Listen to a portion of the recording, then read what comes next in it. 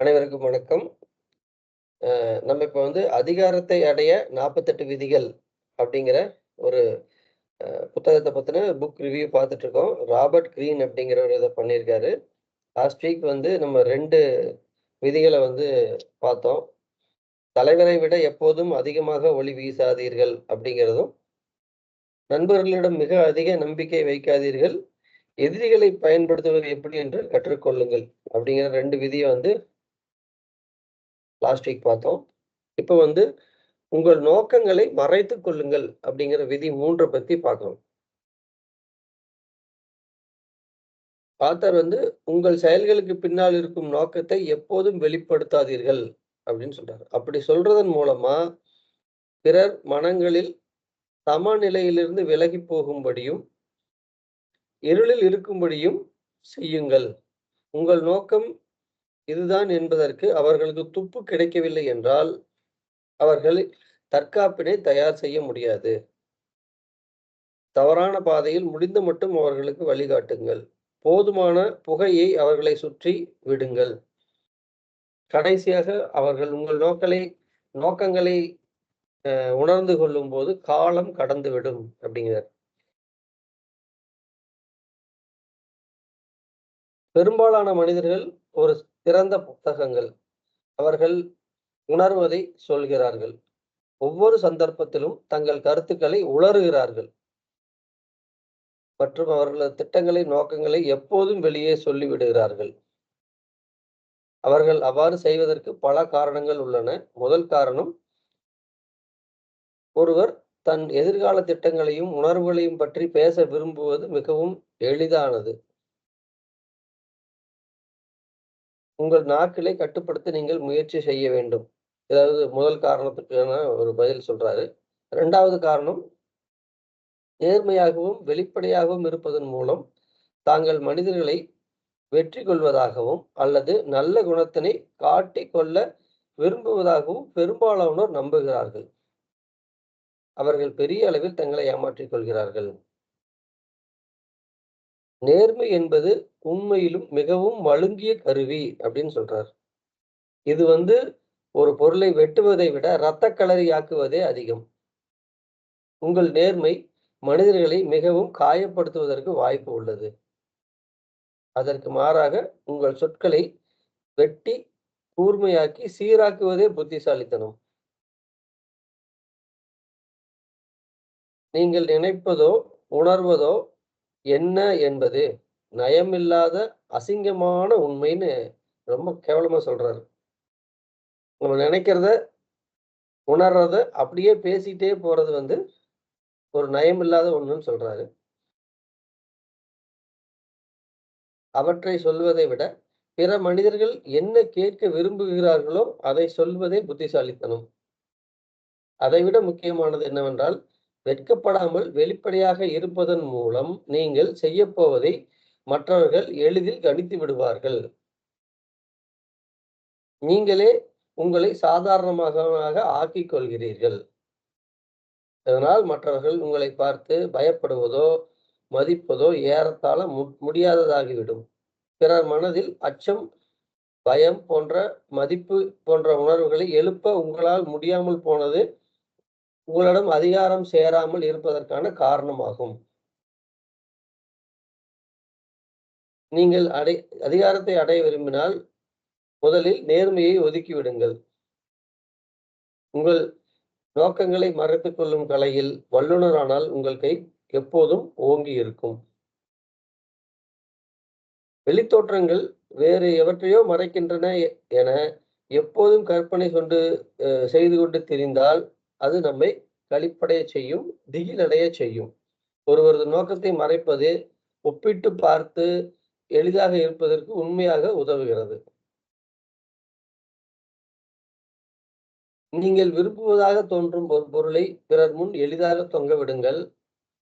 நீங்கள் குறி பார்ப்பதாக தோற்றமளிக்கும் லட்சியத்தையும் மனிதர்களின் பார்வையில் தொங்க விடுங்கள். மனிதர்கள் அந்த தோற்றங்களை உண்மை என்று எடுத்துக்கொள்வார்கள்.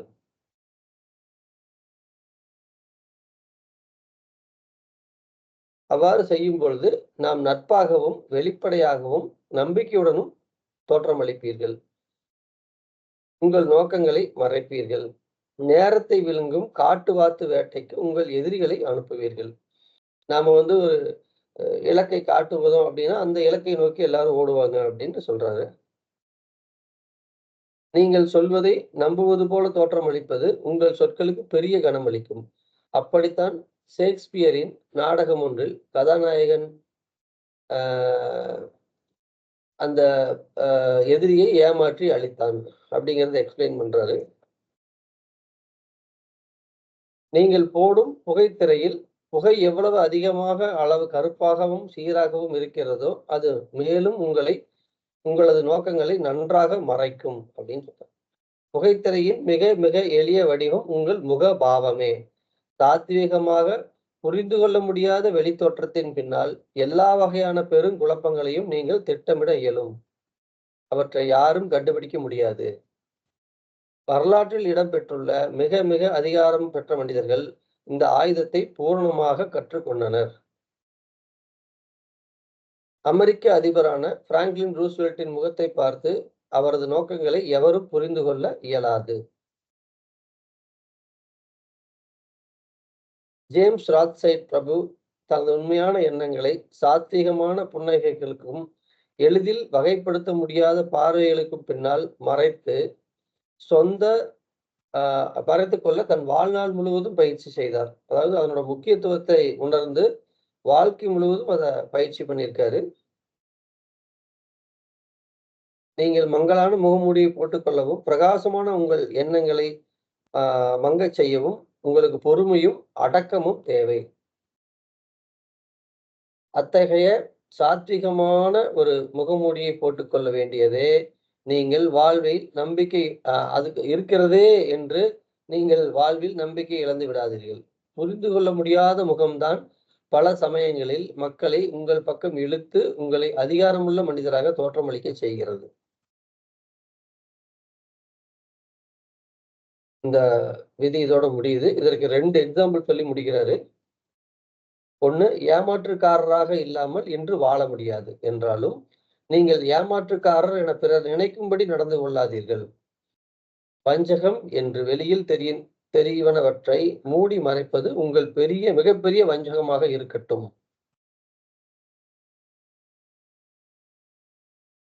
பட்டப்பகலில் சமுத்திரத்தின் குறுக்கே பதுங்கி நழுவி செல்லுங்கள். இதன் பொருள் என்னவென்றால், உங்கள் நடவடிக்கைகளின் மூலம் ஒரு முன் திரையை உருவாக்குங்கள். இறுதியாக அதில் பழக்கமான சூழ்நிலை அல்லது தோற்றம் ஊடுருவி பரவும்.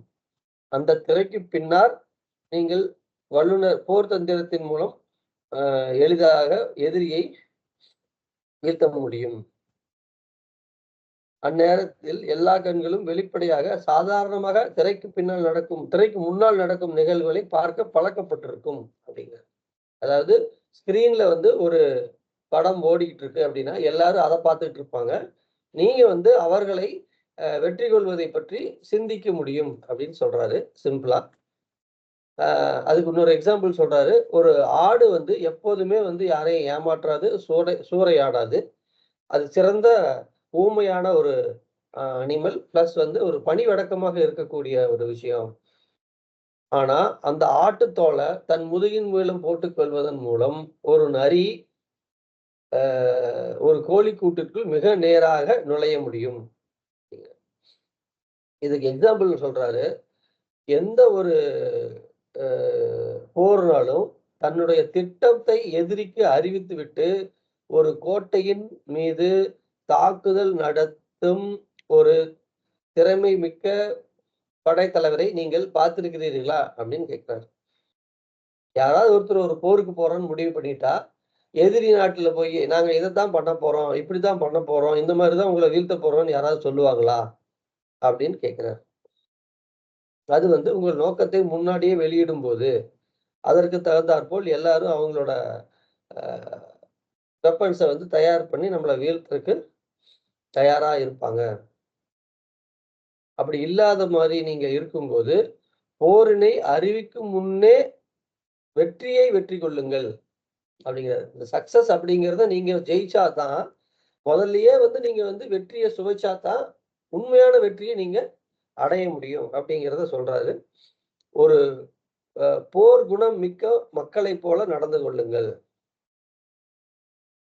அந்த மாரி வந்து ஒரு நாட்ட வந்து சு ஜெயிச்சவங்களோட அ குணத்த நீங்க கண்டுக்கணும் அப்டின்னா, அவர்கள் ஏற்கனவே வெற்றி அடைந்த, கடந்து சென்ற சூறையாடப்பட்ட நாட்டினை வைத்து அவர்கள் திட்டங்களை பிறர்கள் தெரிந்து கொள்ள முடியும் அப்டிங்கிறத சொல்றாரு. இதுக்கு வந்து ஒரு அருமையான ஒரு எக்ஸாம்பிள் இருக்கு. அ அத வந்து நான் அடுத்த விதி முடிஞ்ச உடனே சொல்றேன். இல்ல இப்பவே சொல்வதுதான் சரி.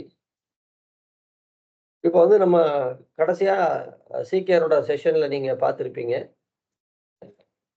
இத எத்தனையோ பேர் கேட்கறதுக்கு வாய்ப்பு இருந்தாலும், இது நான் வந்து உணர்ந்த விஷயங்கிறதுனால நான் வெளிப்படையா ஷேர் பண்றேன்.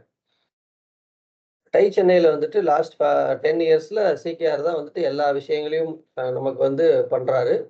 மிக சிறப்பா நடத்திட்டு போயிட்டு இருக்காங்க. சென்னையில வந்து இன்னைக்கு ஒரு 2, 3000த்துக்கு மேல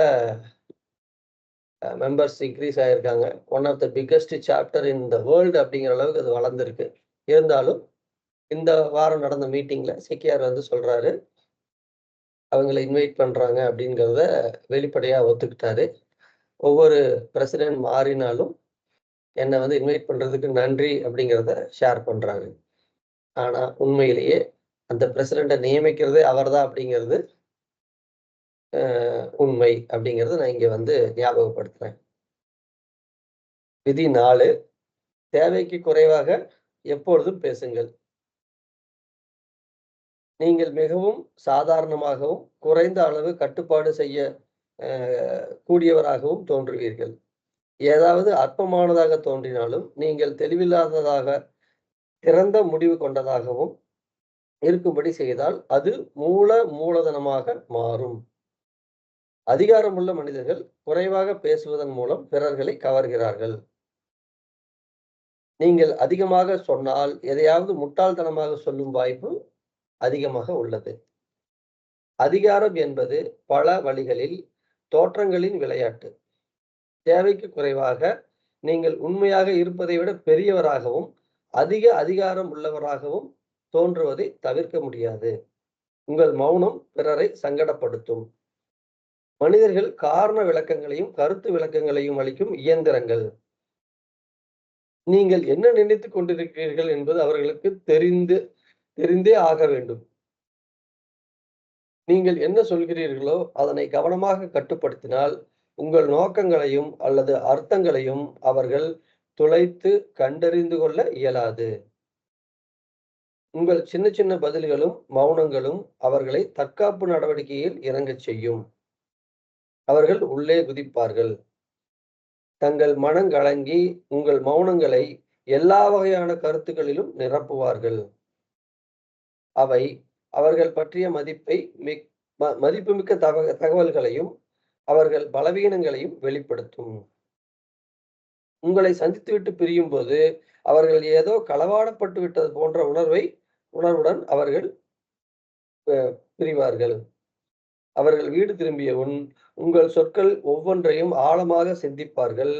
அவர்கள் கருத்துக்களின் மேல் உங்கள் காட்டும் அதிகாரம், கூடுதல் கவனம், உங்களுக்கு கூடுதல் அதிகாரத்தை கொடுக்கும். அதாவது என்ன சொல்ல விரும்புறாருன்னா, நம்ம ஒருவரோட கம்யூனிகேட் பண்ணும்போது, எவ்வளவு குறைவானதாகவும், ஆழமாகவும், அழுத்தமாகவும் பேசுறோமோ, அ மௌனமாக இருந்து மிக குறைவாக பேசுறோமோ, அந்த மாரி நம்ம மௌனமாக இருக்கும்போது, அடுத்தவர்கள் வந்து அந்த மௌனத்த ஃபில் பண்றதுக்காக நெறைய பேசுவாங்க. அந்த மாரி பேசும்போது, அவர்கள் வந்து அ எந்த மாரியான வேலைகளை செய்யறக்கு அ அவர்களுடைய திட்டங்கள், உதாரணத்துக்கு இதுக்கு முன்னாடி சொன்ன விதியில இருக்கக்கூடிய விஷயமான, அவர்களது போர் தந்திரங்கள், அவர்களது திட்டங்களை அவர்கள் தங்களை அறியாமலே ஷேர் பண்ணுவாங்க. அது வந்து ஒரு விஷயமா சொல்றாரு. அதே நேரத்துல நம்மள விட்டு கிளம்பும்போது, அந்த மீட்டிங் முடியும்போது, அவர்களிடமிருந்து மிகப்பெரிய தகவல் களவாடப்பட்டதை போன்ற உணர்வு அவர்களுக்குள்ள இருக்கும். அந்த மாரி இருக்கிறதுனால, அ அவர்கள் வீடு திரும்பிய பின், நம்ம கூட பேசும்போது, நம்ம சொன்ன ஒரு வார்த்தையும் அவர்கள் பல கோணங்களில் சிந்திச்சு, அவர்களாகவே நிரப்பிக் கொள்வார்கள். ஏன்னா, மனிதர்களோட மனம் குழப்பமானது. நம்ம வந்து ஒரு தெளிவான விஷயத்த சொல்லும்போது, அவர்கள் எளிதில் கணித்துருவாங்க. குழப்பமான விஷயங்களை சொல்லும்போது, அவர்கள் சிந்திப்பாங்க அப்படின்னு சொல்றார். அதற்கு ஒரு உதாரணமா ஒரு ஓவியரை சொல்றாரு. அண்டி வர்ஹோல் அப்படிங்கிறவர் வந்து ஒரு இளைஞரா இருக்கும்போது நெறைய பேசியிருக்கிறாரு. அவர்களால வந்து எந்த அளவுக்கு வந்து அ ஒரு பெரிய ஒரு நிலையை அடைய முடியவில்ல அப்படிங்கிறதையும், அவர் வந்து காலப்போக்குல வாயை மூடிக்கொள்ளும் கலையை வந்து கற்றிருக்கிறாரு. அதற்கு பின்னால் வந்து அவர் வந்து பேட்டி எடுக்க வரும்போது, மிக குறைவாகவும், தெளிவில்லாமலும், பல விளக்கங்கள், பல அர்த்தங்கள் பொருந்திய வகையும் ஒரு வார்த்தையை பேசுவார். அந்த மாரி வார்த்தைக்கு அ பல பொருள்கள் இருக்கதன் மூலமா அ வந்து அவர் மிகப்பெரிய ஒரு மதிப்பு வாய்ந்த மனிதராக கருதப்பட்டார் அப்படின்னு சொல்றாங்க. இதற்கு வந்து உதாரணம் கமலஹாசன சொல்லலாம். அவரோட வாழ்க்கையில ஏர்லி ஸ்டேஜஸ்ல வந்து அவரு ரொம்ப தெளிவா தான் இருந்திருக்கிறாரு. காலப்போக்குல பார்த்தீங்கன்னா, இப்போ வந்து எப்போதுமே அவர் வந்து பேசுவது பல அர்த்தம் ஆ வர்ற மாரியான ஒரு வார்த்தைகள். உதாரணத்துக்கு ஒரு பேட்டியில வந்து கடவுள் இருந்திருக்கலாம் அப்படின்னு முடிச்சுறாரு. அப்ப அது ஒரு மிகப்பெரிய பேசும் பொருளா ஆகுது. அது வந்து அவரோட லைஃப்ல வந்து ஒரு பெரிய டர்னிங் பாயிண்ட்ட குடுக்குது. அதுவரைக்கும் வந்து நெறைய ஒரு வரிசையான தோல்விய சந்திச்சுட்டு வந்த ஒரு 10, 15 வருட தோல்விய வந்து அந்த ஒரு பேட்டி மாத்துது. அதுக்கு பின்னாடி வந்து ஒரு 3, 4 வெற்றி படம் குடுக்குறாரு. அவரோட எல்லா கடனையும் அடைச்சுட்டு, இன்னைக்கு ஒரு அரசியல் கட்சி, அதிலயும் ஒரு நல்ல வருமானத்த பார்த்து ஒரு நல்ல நிலைக்கு அடைஞ்சிருக்கிறாரு அப்படிங்கிறத லாஸ்ட் 5, 6 இயர்ஸ்ல நான் பார்த்த விஷயம். அது வந்து எனக்கு இங்க கனெக்ட் ஆகுது. இதுக்கு இன்னொரு எக்ஸாம்பிள் சொல்றாரு. வார்த்தைகள் மூலமா நம்ம வந்து அ பேசுவதன் மூலமா நமக்கு வரக்கூடிய சிரமங்கள். 1825ல ரஷ்யால வந்து நிக்கோலஸ் ஜார்ஜ் அப்படிங்கிற ஒரு மன்னர் வந்து சிம்மாசனத்துல ஏர்றாரு. அப்போ வந்து மக்கள் வந்து புரட்சிக்கு வர்றாங்க. ஐரோப்பாவுல இருக்கிறது மாதிரியான ஃபேக்டரிஸும், ஆட்சி அதிகார அமைப்புகளையும் கொண்டுட்டு வரணும் அப்படின்னு ஒரு மிகப்பெரிய புரட்சி நடக்குது. அந்த புரட்சிக்கு வந்து ரிலேவ் அப்படிங்கிறவர் தலைமை தாங்குறாரு. அத வந்து டிசம்பர் எழுச்சி அப்படின்னு சொல்றாங்க. இன்னைக்கு அது ஹிஸ்டரியில இருக்கு. அந்த டிசம்பர் எழுச்சியோட தலைவர் வந்து மிக அ கடுமையான ஒரு மனிதர். மிகப்பெரிய ஒரு புரட்சியா அது மாறுது. கடைசியில அவர அரெஸ்ட் பண்ணி தூக்கு மேடையில வச்சு அ உத்தரவு குடுத்திருக்காங்க. அவர் நிறைவேற்றும்போது கயிறு அருந்து வந்து கீழ விழுந்தர்றாரு. அந்த காலகட்டங்கள்ல இந்த மாரி சம்பவங்கள் வந்து கடவுளின் கருணை அப்படின்னு சொல்லி கருதப்பட்டு, இந்த மாரியான எதிர்பாராத சம்பவத்தினால நடக்கிறவங்களுக்கு மன்னிப்பு வழங்குறது பழக்கமா இருந்திருக்கு. அப்ப அந்த மன்னருக்கு அந்த தகவல் போகுது. அவரு மன்னிப்பு ஆணையை தயார் பண்ண சொல்றாரு. மன்னிப்பு ஆணையில கையெழுத்து போடும்போது அவர் டக்குன்னு நிறுத்திட்டு ஒரு செகண்ட் கேட்கிறாரு. கீழ விழுந்ததுக்கு அப்புறம் ரிலே ஏதாவது சொன்னானா? அப்படின்னு கேட்கிறாரு. அப்போ வந்து ரிலே என்ன சொல்லியிருக்காரு? இந்த தூக்கு போடுற கயித்த கூட ஸ்ட்ராங்கா தயாரிக்காத அளவுக்கு நம்மளோட நிறுவனங்கள் வந்து கேவலமா வேலை செய்றாங்க. அதனால தான் இந்த புரட்சி வந்து நான் தொடரணும் அப்படின்னு சொல்லி சொன்னாரு. அப்படின்னு சொன்னாரு. ஓ! அப்படியா? அப்ப வந்து அத தூக்குல மாட்டுற அளவுக்கு ஸ்ட்ராங்கான கயிறு ரஷ்யால இருக்குன்னு ப்ரூவ் பண்றதுக்காக, திரும்பி அவன தூக்குல போடுங்க அப்படின்னு சொல்லி அந்த உத்தரவ கிழிச்சு போட்டுர்றாரு.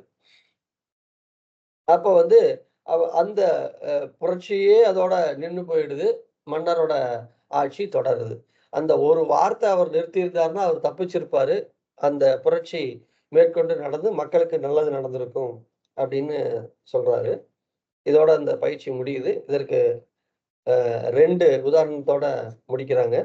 ஒரு முதல் உதாரணம் என்னன்னா, பந்தய குதிரைகள் அப்படிங்கிறத சொல்றாரு. ஒரு மைக்கேல் ஆர்லன் அப்படிங்கிற ஒரு ஸ்கிரிப்ட் ரைட்டர், சினிமாவோட ஸ்கிரிப்ட் ரைட்டர் வந்து அ ஒரு அதிர்ஷ்டம் இல்லாத நிலையில இருக்காரு. அவரு 1944ல நியூயார்க் போறாரு. ஒரு மிகவும் புகழ்பெற்ற 21ங்கிற ஒரு ரெஸ்டாரண்ட் போறாரு. அங்க வந்து கோல்ட்வின் அப்படிங்கிற சாம் கோல்ட்வின் அப்படிங்கிற ஒரு பெரிய ஒரு அதிபர சந்திக்கிறார். அவர்கிட்ட வந்து அ நீங்கள் வந்து பந்தய குதிரைகளை வாங்கும்போது மிகப்பெரிய வெற்றி அடைய முடியும் அப்படிங்கிற ஒரு சாத்தியமே இல்லாத ஒரு அட்வைஸ அவருக்கு ஷேர் பண்ணிட்டு பேசிட்டு இருக்காரு. அதுக்கப்புறம் அ மெயின் ஹால்ல அ லூயி பி. மேயர் அப்படிங்கிற இன்னொரு மிகப்பெரிய ஒரு தொழிலதிபர அவர் சந்திக்கிறார். அந்த மேயர் வந்து அ இவர்ட்ட கேட்கிறாரு, "உங்களோட இப்பதான் வந்து நியூயார்க் வந்திருக்கீங்க. உங்களோட எதிர்கால திட்டம் என்ன அப்படின்னு மட்டும் கேட்கிறாரு. இவர் வந்து சாம் கோல்வின் கிட்ட பேசிக்கிட்டு இருந்தேன் அப்படின்னு மட்டும் சொல்லி நிறுத்திடுறாரு. உடனே அந்த மேயர் வந்து அவர் எவ்வளவு பணம் கொடுக்கறதா சொன்னாரு அப்படின்னு கேட்கிறாரு. அதுக்கு ஆர்லன் வந்து கொஞ்சம் குறைவா இருக்கு அப்படின்னு மட்டும் சொல்லியிருக்காரு. உடனே வந்து இந்த மேயர் வந்து 30 வாரங்களுக்கு நீங்க வாரத்துக்கு 15,000 வாங்கிக்கிட்டு எனக்கு ஒர்க் பண்ணுவீங்களா அப்படின்னு கேட்டிருக்காரு. இவர் தயக்கமே இல்லாம சரி அப்படின்னு சொல்லியிருக்காரு. இப்போ மேயர் கிட்ட வந்து நான் அவருக்கு வந்து குதிரை வாங்குறதுக்கு அட்வைஸ் குடுத்தேன் அப்படின்னு சொல்லியிருந்தா, இந்த கம்யூனிகேஷன் நடந்திருக்காது. அமைதியா இருந்ததன் மூலமா இவர் வந்து வெற்றி அடைஞ்சார் அப்படிங்கிறத சொல்றாரு. சிப்பியும் நண்டும் 2வது எக்ஸாம்பிள். எல்லா சிப்பியும் வந்து நிலா நாள், முழு நிலா நாள் பௌர்ணமி அன்னைக்கு வந்து தன்னுடைய சிப்பியை முழுமையாக திறக்குமாம். அப்படி திறக்கும்போது, அத திறக்கட்டும்னு சொல்லி ஒரு நண்டு காத்துட்டு இருக்குமாம். அப்படி திறக்கும்போது, ஒரு கல் துண்டையோ, ஒரு கடல்ல இருக்கக்கூடிய களை செடிகளையோ அந்த சிப்பிக்குள்ள அந்த நண்டு போட்டுரும். அதுக்கப்புறம் வந்து அந்த சிப்பியினால அந்த மூடியை மூட முடியாது. அப்படி மூட முடியாத நண்டு, அந்த மூட முடியாத சிப்பி அந்த நண்டுக்கு இரையாகிறது அப்படிங்கிறார். இது எதுக்கு சொல்றாங்கன்னா, மிகவும் அதிகமாக வாயை திறக்கும் மனிதனின் விதியும் இதைப் போன்றதே. அதனால் கேட்பவனின் இரக்கத்திற்கு தன்னை இரையாக ஆட்படுத்திக் கொள்கிறான் அப்படின்னு சொல்றார். இதோட விதி 4 முடியுது. நன்றி. ரெக்கார்டிங் ஸ்டாப் பண்ணிக்கலாம் சார்.